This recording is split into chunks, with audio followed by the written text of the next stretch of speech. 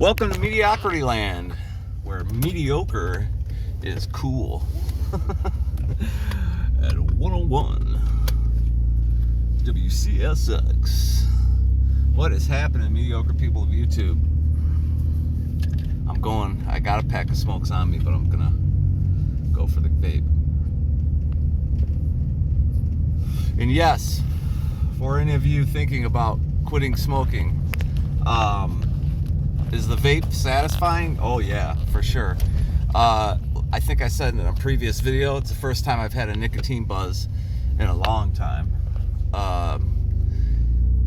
I would recommend this one right here, the Geek Vape. This little thing here, very good. Now we get into, and I also carry another one with me. This one is like cola, or this is actually root beer float. But so what I have in the other one is it's called vanilla custard. Okay, and I like that flavor. That's cool with me. And I know what you're gonna say. Can't I just have tobacco flavored tobacco, please? And the answer to that is not really. I have tobacco flavored vape. It does not taste like your cigarette. Okay. So now this is root beer float, which is very close to vanilla. So I think what they call it is vanilla tobacco.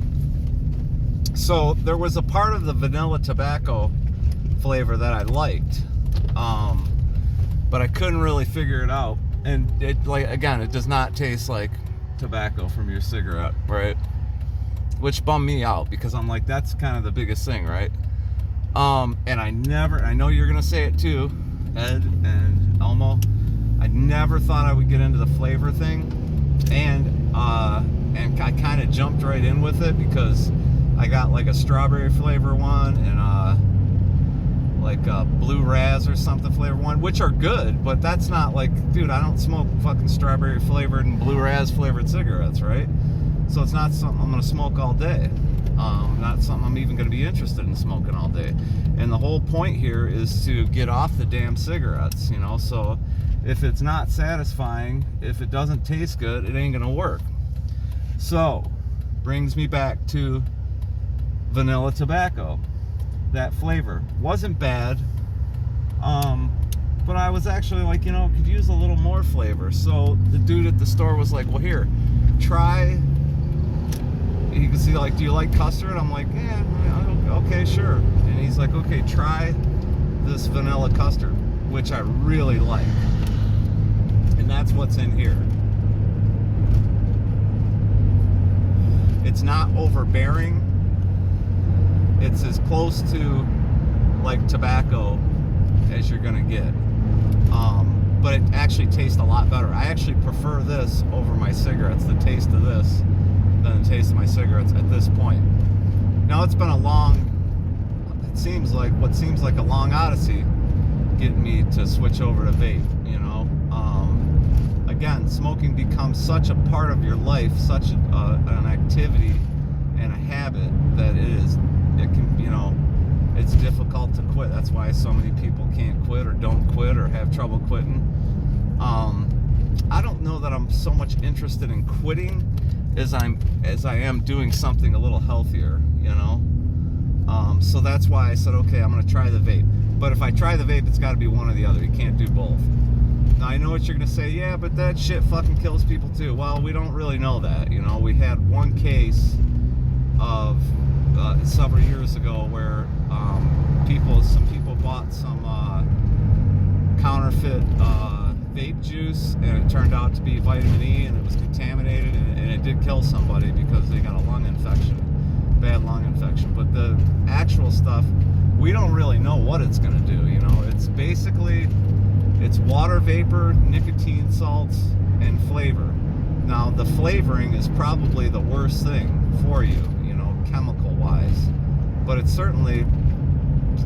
doesn't have the tar, and the tar is what kills you with cigarettes. It's not the nicotine, it's not the smoke, it's the tar that screws up your lungs. So you don't have tar in this. And I'm desperately trying to stick to it, but it's difficult. I'll tell you one thing though, I have cut down to, I don't know, on a good week, I might go through a pack of cigarettes in 3 days, you know, and the rest of the time just doing this, which is nice. And yes, I have felt a difference in my lungs and my way I'm breathing and all that. Yeah, I didn't even know what was going on there until I started doing this, and I was like, oh wow, you know. So yep, all that stuff is true for me. But what I actually just came to talk about was I was guitar shopping. I mean, when am I not guitar shopping, right? Now, as a rule, I typically don't purchase guitars online for myself, like something that I'm planning on playing, because I don't know how you can do that. And I know that, you know, there's a lot of companies out there that are very generous with, you know, okay, if you don't like the way this one feels, ship it back and we'll ship you another one. I get all that, but I would rather just stand in front of a wall of guitars and you know, till I pick up the one that feels really good to me, you know. I mean, look at the Charvels that, yes, Wally, I haven't forgotten about. I'm going to demo those both for you. Look at the Charvels. I have two identical Sandinas models.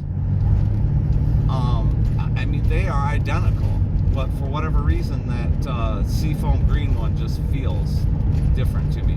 Now, it does have a maple fingerboard, but that shouldn't make the difference that I'm feeling. I mean, I can just fly all over that thing, and I can fly all over the other one too, but it just doesn't have exactly the same feel. Now, it's very close at this point because I spent some time. I get very impatient, and that's why, you know, I make these errors. I think any of us that are impatient, we make errors. And so I actually spent some time, you know, probably a good hour the other night, just fine-tuning that blue Charvel. Just little adjustments here, little adjustments there, little adjustment to the neck. See how that feels for a little bit. Little adjustment to the bridge, a little more to the neck, a little more to the bridge. Just like that, little tiny increments until I got it to where it was like, oh, okay, I've got it dialed in now. Excuse me. So it is in fact dialed in. But I'm always looking at guitars online. You know, I lucked out with a couple of purchases online. I've bought and sold many guitars online because I'll if I can flip it, I might buy it, you know, depending on what's going on, if I'm real busy or not. If I'm not real busy, then yeah, sure, I'll buy a guitar and get it, clean it up, restring it, set it up, make any repairs that need repaired, and flip it right out, you know, and make, you know, whatever I make. If I can find the right deal. I'm not doing that for a couple $100, you know. I mean, it's got to be something that I find, and on occasion I find something that is way underpriced, that somebody they just want to get rid of it, whatever the case is, and I've gotten lucky. So I bought that Kramer Focus 3000, and that guitar, I paid more for the shipping than I did the actual guitar, and it was on a website that I think it was a Shop Goodwill thing, and it, you know, turned out it has an original Floyd on it. I mean, it's a Lucido Kramer. So I kept that for myself. I can't think of anything else I've bought online that I've really lucked out on. But anyway, I'm always looking, you know. And what I kind of want to talk about is, you know, whether you're online, it's a little more difficult. But if you're shopping in person, you know, don't ever discount the off-name guitar, or it's not a brand that you're used to seeing. Don't ever discount. Don't ever forget to pick up those guitars, because you just never know. There's so many guitar builders. I mean, the market is saturated, right? There's really not a whole lot of money to be made in the guitar business. Even as a massive builder, I mean, they really have to turn out a lot of guitars in order to make their nut and in order to make a profit, right? And they have to be able to turn these guitars, 90% of their market is guitars between, like, say $800 and $1,000, or say like even $500 and $1,000, because that's the market. There's not, there's people like me that, yeah, I'll pay $3,000-$4,000 for a really kick-ass guitar.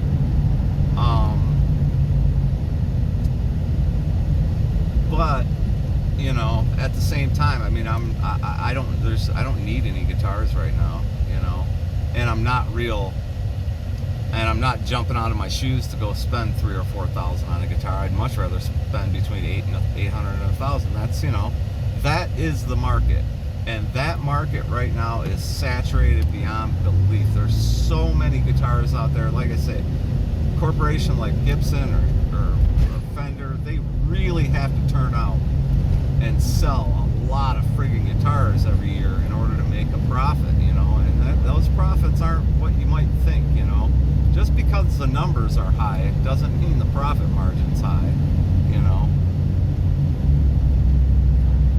Once you pay everybody and everything else. So anyway, that's really not what I'm talking about. What I want to talk about is, there's also a lot of small builders out there who are turning out some friggin' incredible instruments, man. There's people that take a lot of pride. I know Eric's not a builder per se. I think he could build a guitar, but he's not necessarily a builder. But I mean, look at what Eric C's turning out, doing what he's doing. I mean, he's turning out some incredible shit, as far as, custom guitars go. And so, like I said, I know Eric's not necessarily a builder. And again, I'll say it again, although I'm sure he could easily build, not easily, but I'm sure he could build a hell of a guitar if he wanted to. But the problem is there's not a whole lot of money to be made, because, Eric could sell some guitars, sure, but what's his profit in the end going to be? Now, Eric is not so much interested. Eric has found a place in life, just like I have, where he's very happy in what he's doing. So the money really doesn't matter to him. But it's amazing how, when you're doing what you love, the old saying, you never work a day in your life, right? The money just kind of shows up. But again, there's a lot of small builders out there. There's a lot of off-name builders, a lot of blank headstocks out there. Don't forget to pick up those guitars and try them out. I mean, what's the worst that could happen, I mean, it's a shitty guitar, right? But you might pick something up and go, holy shit, and there's a lot of that. But again, those are really circumstances where you need to be there in person, because I certainly wouldn't recommend that online, because you really don't know what you're getting, or maybe you do. I mean, maybe you know who the builder is. There's that too. There's people on YouTube, and you know the builder, and there's reviews, and people have said a lot of good things about this builder and whatnot. So there's that. But those guitars are going to cost more. I'm talking about the guitars that the shop can't sell to save their life, and especially in a shop where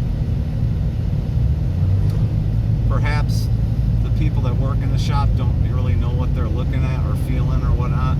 I'm not talking about like a mom and pop shop where the people who own the shop are guitar players, because they'll know and they're not going to underprice it, right? I'm talking about a shop where, they're just going through, they're buying and selling, buying and selling, buying and selling, or they're, you know what I mean? And they don't really know what to look for in a guitar. you might find something out there for $60 that, you know, you could pit against any, you know, $1,000 guitar or better out there. Look at my Les Paul Custom. You know, I had no idea, never even heard of that company before, and it, as it turns out, that's another Les Paul that I would pit against, certainly against anything Gibson could turn out anywhere. Custom shop, I mean, you know. So these days, you know, that's where we're at. We're in such a saturated market that you really have to try everything, you know, especially whether you're a beginner and you're just getting your first guitar, or you're a you know, a bona fide player, or whatever you want to call it. Really doesn't matter, you know. Try everything. Really pick up and try everything, because it's important. You might find a gem, or maybe you find like a diamond in the rough where, you know what, it just needed a setup, and now it's perfect. I mean, there's just so much that that's out there these days. So that's all I really wanted to say and talk about, was just encourage everyone to you know, try things out. Don't be afraid to try things. You know, that's the reason that people own so many effects pedals, because they just keep trying something until they find something they really like, you know.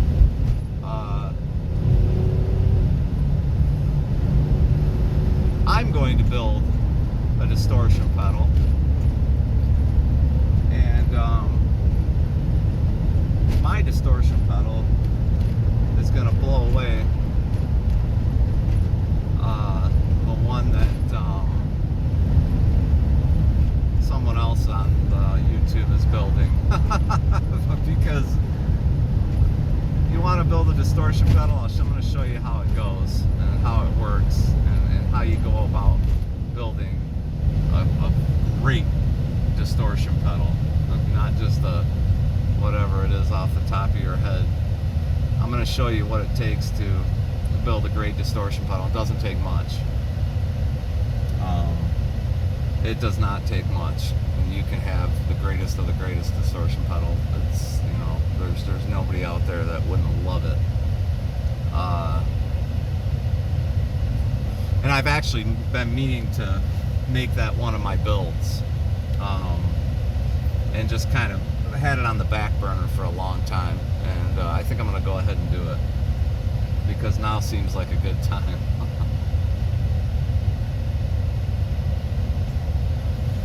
Also, the thought of the day, what I would like you to think about, my buddy was following me, I don't know what happened to him. What I would like you to think about, and this is true, impedance and DC resistance cannot be used and talked about as the same thing. DC resistance and impedance are two different things, and they are not, you cannot use the two synonymously. It's impossible. An example of resistance, of course, a resistor, right? You can measure DC resistance. An example of impedance would be a speaker, which we measure speakers in DC resistance. And notice, if you go on your speaker, which is an 8 ohm speaker, 8 ohm impedance, not DC resistance. No speakers are measured in DC resistance. Speakers are measured in impedance. So let's say you have an 8 ohm speaker, and you go and take your meter, your DC resistance meter, and put it on there.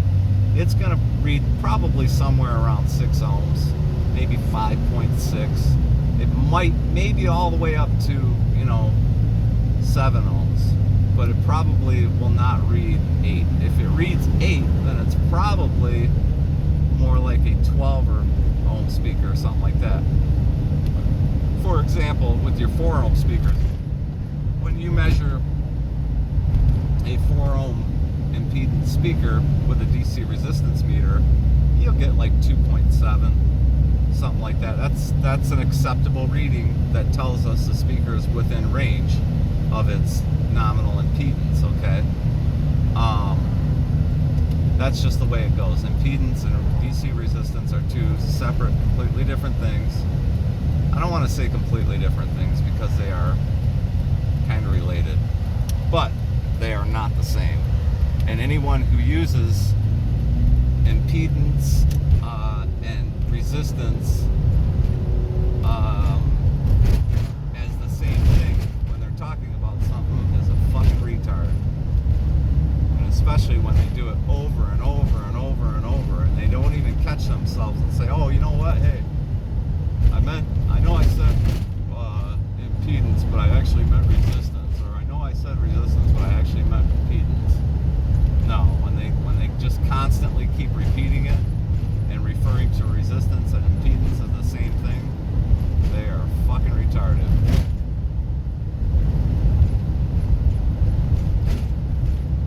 I mean, it has to be a major drug problem, like methamphetamine or something, because when a person is that, they're all over the place, and not only that, but they cannot digest the information that's in front of them. Even watching a video, they cannot consume and digest the information in front of them. It's either a really bad drug problem or, cognitive issues. The good chance of it being cognitive issues. This is a person that must have had a very difficult time in school. A really difficult time, because I've seen it over and over where they've even commented on my videos and said that I said this or that, and it's like, I actually went back to my videos once and went, I didn't say that, did I? No, I didn't. Because it was just so off the wall and off topic and just all over the place. Like I said, it's either a hardcore drug problem, something like methamphetamine, or it's, hardcore cognitive issues, in which case, that can't be helped. You can't fix dumb, right? You just can't. And especially, what makes it even worse is when dumb is trying to tell a knowledgeable person that they're wrong. That makes it even worse, which this knowledgeable person will happily admit when they made an error or a mistake. When dumb is trying to tell a knowledgeable person something, it really gets messy. And then they bring them up in every single video and talk about how they don't matter. What's his face doesn't matter, but apparently it matters a lot, because it's been video after video after video of what's his face doesn't matter. It matters to you. So what we talk about, to wrap it up, right? We talked about vaping, which, like I said, man, if I can stick to this, I think I'll be in better shape than the cigarettes. I gotta stop bringing the cigarettes with me, stop keeping them in my pocket. We talked about vaping, we talked about guitars, we talked about retardation. That's probably about enough for today. Alright, until next time, peace out.